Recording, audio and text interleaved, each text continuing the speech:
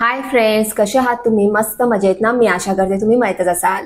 Friends, रात्री झोपण्यापूर्वी बरेचसे पालक आपल्या मुलांना दूध प्यायला देतात. रात्री दूध मुलांना प्यायला देणं हे त्यांच्या आरोग्यासाठी फायदेशीर ठरतं असं पालकांना वाटतं. जर तुम्हीही असा विचार करून रात्री मुलांना दूध प्यायला देत असाल तर आत्ताच सावधगिरी बाळगा.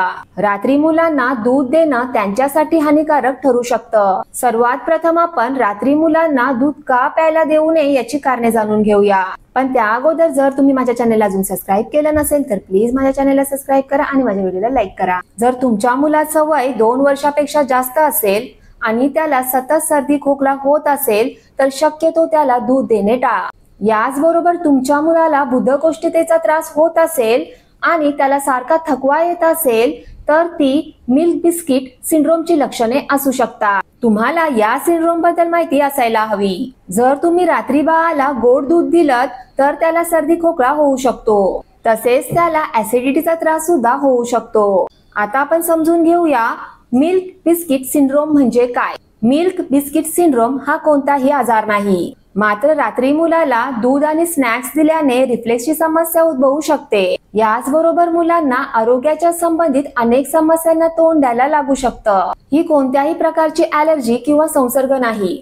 जे तुम्ही तुमच्या मुलाला खायला देत आहात त्यामुळे ते होत आहे. आता समजून घेऊया मुलांना दूध का देऊ नये. रिपोर्ट्स नुसार दुधात साखर असते, ज्यामुळे रक्तातील साखरेची पातळी वाढू शकते आणि मुलांमध्ये हायपर ऍक्टिव्हिटी निर्माण होऊ शकते, ज्यामुळे रात्री मुलाला झोपायला त्रास होऊ शकतो. जर तुम्हाला असं वाटत असेल की झोपण्यापूर्वी मुलांना दूध पाजलं तर त्यामुळे त्यांना शांत झोप लागेल तर तुम्ही चुकीचे आहात.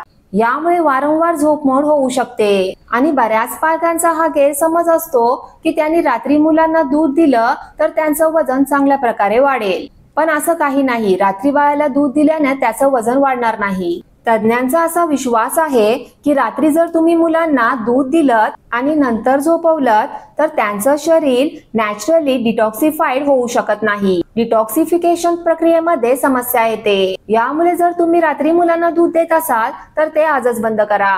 जर तुमच्या बाळाला जास्त सर्दी आणि खोकल्याचा त्रास होत असेल तर तुम्ही त्यांना दूध देणे टाळा.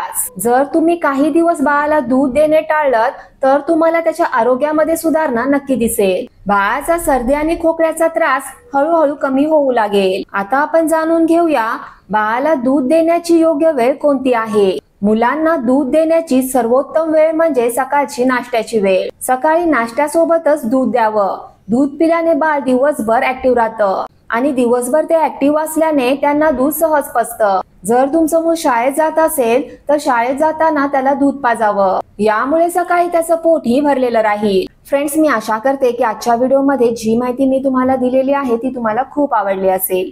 आणि जर मी दिलेली माहिती तुम्हाला खूप आवडली असेल तर प्लीज मला कमेंट बॉक्समध्ये कमेंट करून नक्की सांगा. माझा हा व्हिडिओ तुमच्या फ्रेंड्स सोबत, रिलेटिव्ह सोबत शेअर करा आणि जाता जाता माझ्या चॅनलला सबस्क्राईब करायला आणि माझ्या व्हिडिओला लाईक करायला विसरू नका. थँक्यू. बाय.